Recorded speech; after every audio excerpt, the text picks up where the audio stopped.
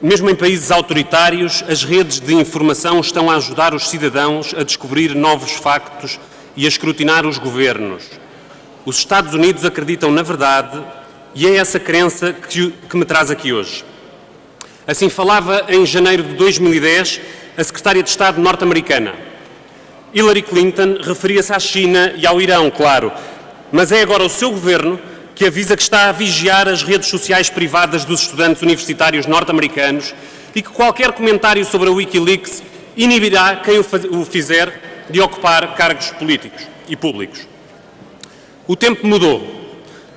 Depois das iniciativas do governo norte-americano contra a Wikileaks, depois da caça ao homem movida contra o seu principal dinamizador, depois do bloqueio ao funcionamento da Wikileaks através dos habituais prestadores de serviços, do bloqueio ao financiamento, depois de tudo isto, já é possível ao presidente russo, um caçador de jornalistas, arrogar-se a denúncia da hipocrisia ocidental nas críticas que lhe dirigiram no passado. Na perseguição à Wikileaks, são sombras pesadas as que se abatem sobre a liberdade de expressão à escala planetária. Muitos dos telegramas revelados, e cuja veracidade nunca ninguém pôs em causa, atingem a natureza da própria prática diplomática. Pode alguém defender a ocultação da espionagem feita sobre o próprio secretário-geral da ONU como se de um terrorista se tratasse? Deve ser segredo que os diplomatas norte-americanos tenham ordens para espiar os seus congêneres até ao ponto de tentarem extrair dados de cartões de crédito? Deve ser mantida em segredo a situação militar e a natureza do governo do Afeganistão? Temos conhecido, através da informação cedida pela Wikileaks, ilegalidades e abusos que devem e que têm que ser do escrutínio público. A relevância dos documentos sobre Portugal divulgados por dois jornais dos mais reputados da Europa, o El País e o Le Monde, sobre atos envolvendo instituições bancárias portuguesas, merecem a atenção da Assembleia da República. Em abril de 2009, a Embaixada norte-americana expediu para o seu governo um telegrama que reporta uma proposta de Carlos Santos Ferreira, presidente do Milênio BCP. O diplomata é preciso nos termos que utiliza. Carlos Santos Ferreira, cito o telegrama, repetiu que, apesar dos custos desta relação poderem superar os benefícios, o banco estaria aberto a essa relação iraniana para ajudar o governo dos Estados Unidos a monitorizar as atividades financeiras do governo iraniano. O BCP emitiu ontem um comunicado que confirma quase todo o telegrama da Embaixada norte-americana em Lisboa. Confirma deslocações de negócios ao Irão, confirma a consulta escrita ao Banco de Portugal, confirma os contactos junto de entidades norte-americanas sobre estes negócios potenciais. A única parte do telegrama que é negada é a que relata a proposta de troca feita pelo Milênio BCP ao governo dos Estados Unidos, em que os segredos de um ou vários clientes iranianos seriam vendidos a troco da isenção de penalizações pela ruptura do embargo norte-americano ao Irão. Segundo a imprensa de hoje, a CMVM quer apurar se houve violação ou intenção de violação dos deveres de sigilo por parte do presidente do BCP. E é este apuramento que se torna urgente.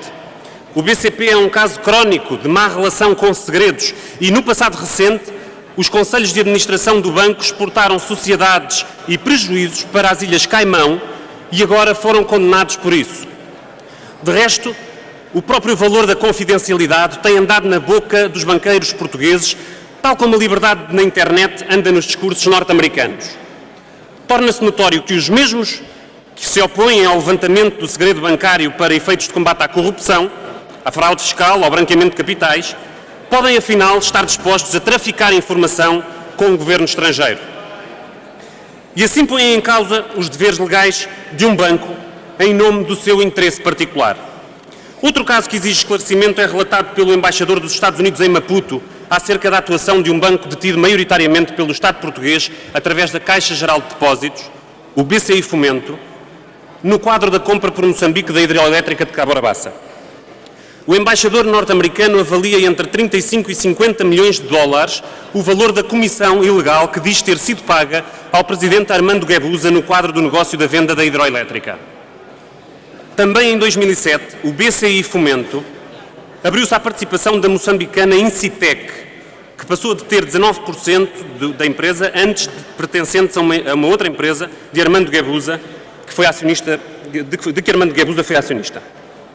Nestes telegramas, a Incitec é referida pelo embaixador norte-americano como controlada por Armando Guebuza. Acontece que a entrada desta empresa no BCI Fomento foi financiada em mais de 20 milhões de dólares pela Caixa Geral de Depósitos e o presidente da Incitec, Celso Correia, tornou-se presidente do BCI Fomento. De resto, esta empresa gera o porto de Nacala, que o embaixador Chapman caracteriza como infame por permitir a entrada de droga vinda do Sudoeste Asiático. O BCI Fomento é detido indiretamente pelo Estado português. A isto se junta uma pesada presença de antigos governantes portugueses nos seus órgãos sociais. No Conselho de Administração, a ex-ministra da Justiça, Celeste Cardona; na presidência da Assembleia Geral, o ex-ministro da Presidência e da Defesa, António Vitorino. Os contornos destes negócios são tanto mais preocupantes quanto decorrem sob a direção de instituições bancárias tuteladas pelo governo português. Parafraseando Santos Ferreira, estas notícias não são boas para estes bancos, nem para as suas administrações, mas sobretudo não são boas para o país, para cidadãos e cidadãs a quem a banca não para de surpreender com a sua falta de escrutínio e com a sua falta de respeito por regras elementares. O impacto e a importância das questões levantadas por estes documentos não permite que fiquem dúvidas ou equívocos. O Bloco de Esquerda solicitou, por isso, esclarecimentos ao Ministro das Finanças, à Caixa Geral de Depósitos e ao Banco de Portugal sobre estas operações. Só a transparência defende o interesse público. Só a transparência é o valor da democracia. Hoje, a democracia precisa desse valor e não pode desistir dele.